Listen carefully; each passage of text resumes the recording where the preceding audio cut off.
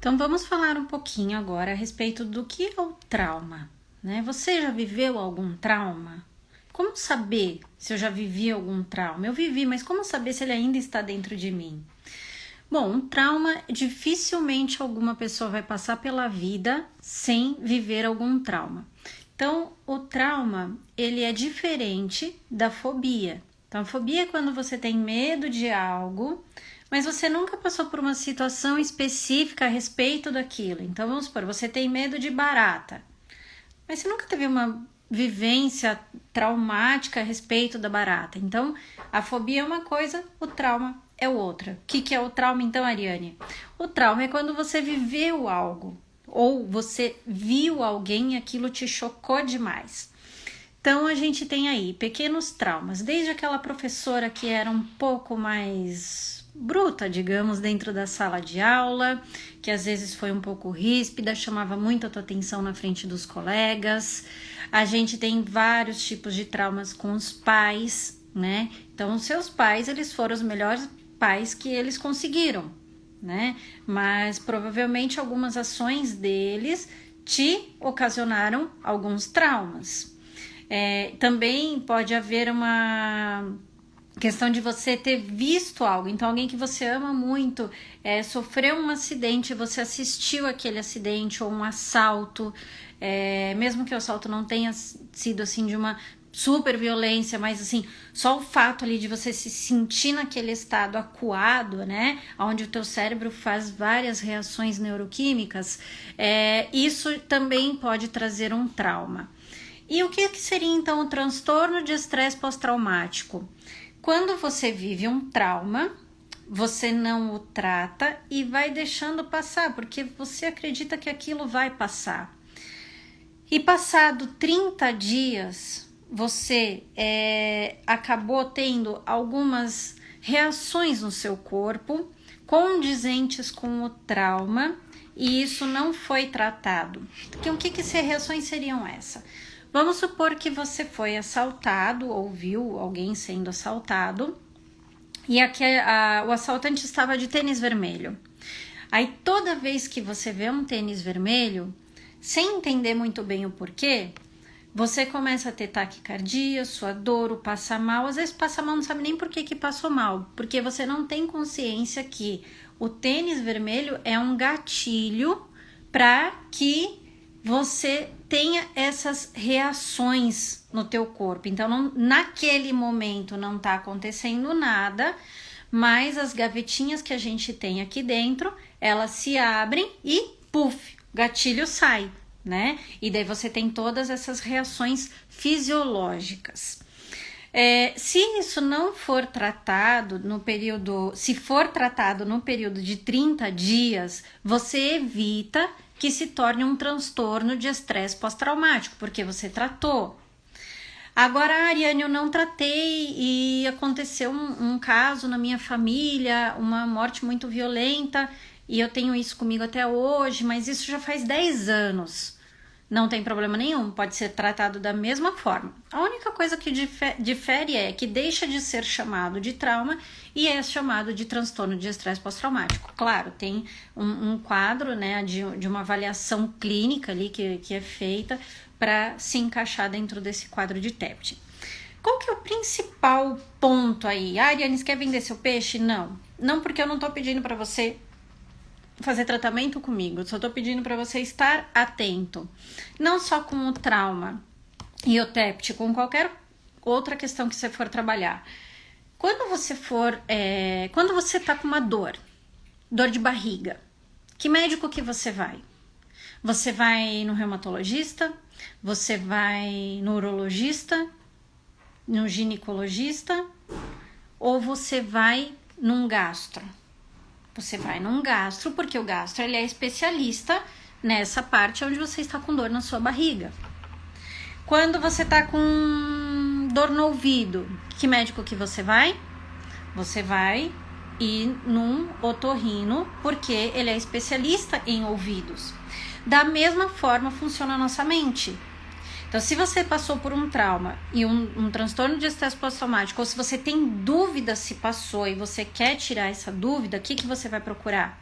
um profissional da área da saúde mental que seja especializado em traumas e transtorno de estresse pós-traumático. Então, se atente muito bem ao que você procura, né? Para que você encontre alguém que vá te trazer um resultado assertivo. Porque sim, todo mundo pergunta, tem cura? A gente não pode falar, ai, tem cura. Mas sim, é tratável. Sim, você não precisa viver com os sintomas que você vive. Sim, você pode viver de uma maneira mais leve, diferente do que você vive hoje. Então, se a pessoa falar que ai, tem cura, você já fica meio assim. A gente não pode dizer que tem cura. Mas, sim, é possível você viver de uma forma diferente.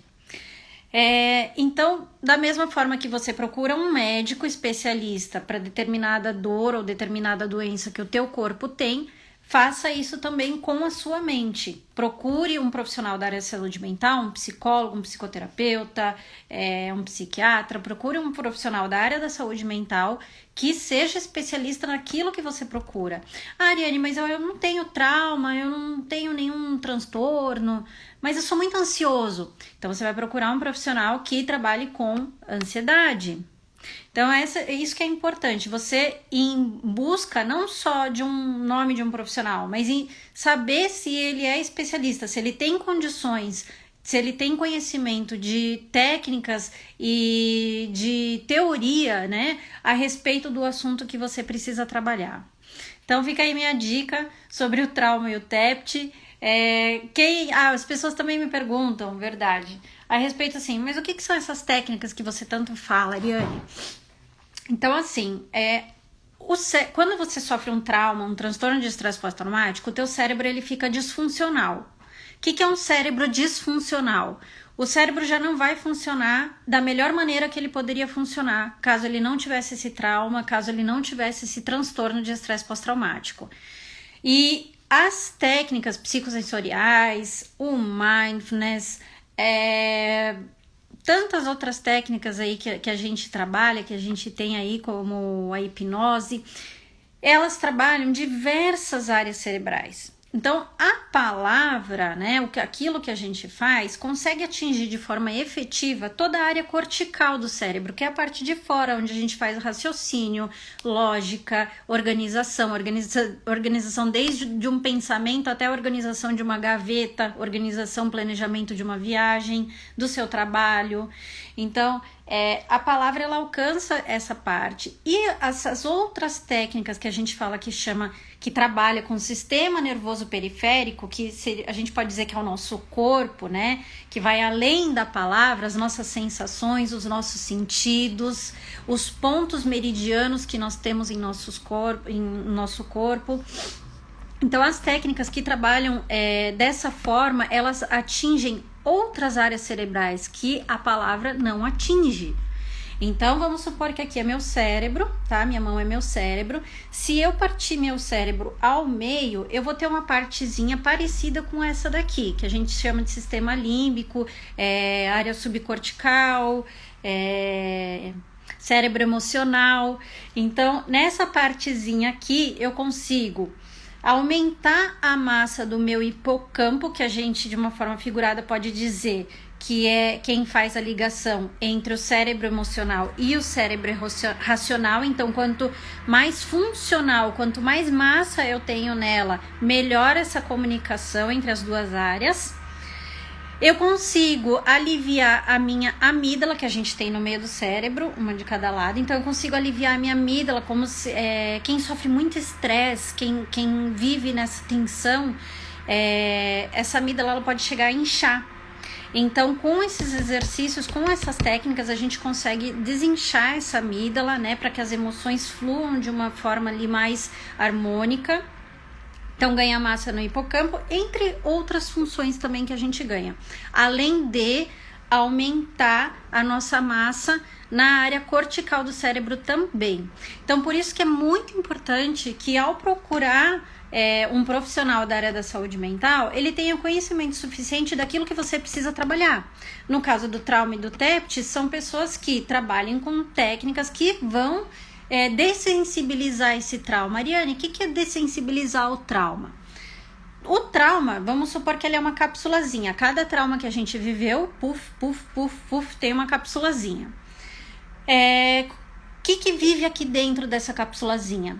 Todo aquilo que eu vivi de neurohormônios, de fisiológico, suadouro, tremor, pavor, medo. Então, tudo isso mora na capsulazinha. Toda vez que tem um gatilho, você, traz a capsulazinha para você, sente aquilo tudo de novo, mesmo que não tá acontecendo nada aqui, tá tudo bem, tô dentro do quarto, tá, mas acionou um gatilho e eu senti aquilo tudo de novo, porque acionei a capsulazinha.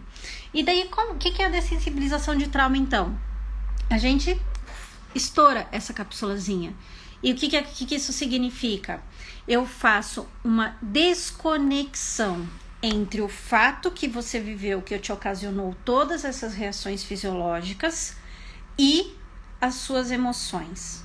Então, você não vai esquecer do que você viveu, você continua lembrando. Então, você vai lembrar o fato que você viveu, no entanto, ele não vai te trazer o sofrimento e as reações fisiológicas que, quando ocorria o gatilho, fazia com que você sentisse tudo aquilo de novo. Tá?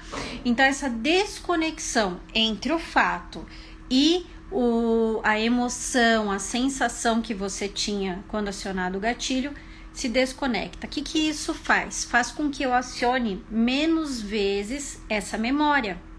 Então, eu vou lembrar menos vezes do ocorrido. Eu não esqueço dele, mas ele vem menos vezes na minha cabeça. Porque ele vem eu não escolho que ele venha, ele simplesmente vem. Então, ele começa a vir menos na sua cabeça. E acessando menos vezes essa memória, ela vai...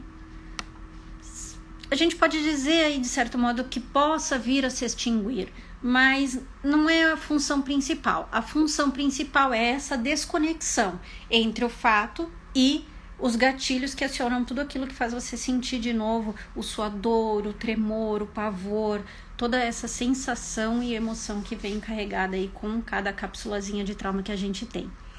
Se você tiver mais dúvida, quiser entender um pouquinho melhor sobre como isso funciona, deixa um comentário para mim, uma pergunta e eu respondo de todo o coração aí para você. Muito obrigada!